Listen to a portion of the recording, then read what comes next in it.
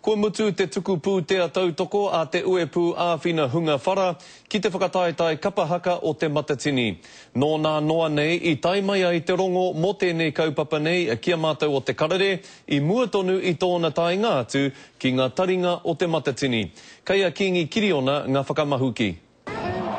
Kaore pea he hui nui atu i te matatini mo te Māori.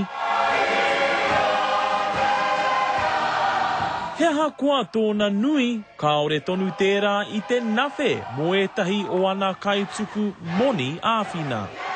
Me koene te whakatau a te ACC, nā rātou tēnā whakatau. Hoi anō, kāroha i tērā tū momo whakahaere.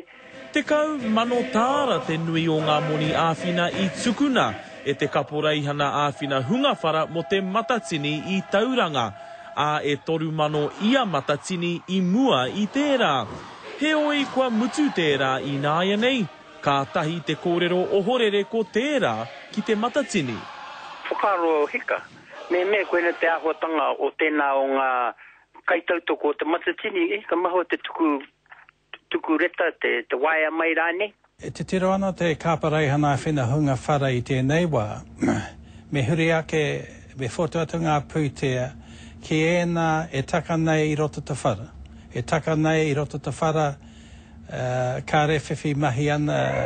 I tūpono mātou ki te kaupapa nei i tā mātou rangahau i te whakakahoretanga o ngā moni e 50 manoa ACC mo te taiopenga nui, arā te Polyfest. We're relying heavily on the government to support in whatever way they can, and I think the stand that they have made is really going to affect, as I said, many community events. Ahakoa te pehe o te pai o te matatini kare e whiwhi te tangata takai.